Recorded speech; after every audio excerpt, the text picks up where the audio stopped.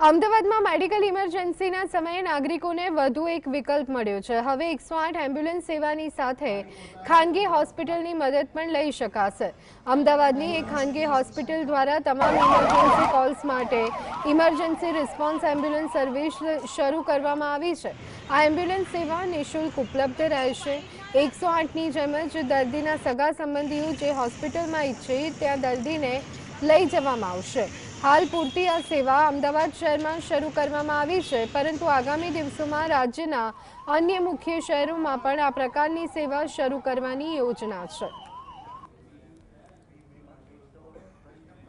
5 ambulance GPS लागेली शुरू करवामां आवी छे। तद्दन फ्री है शहरीजनों माटे।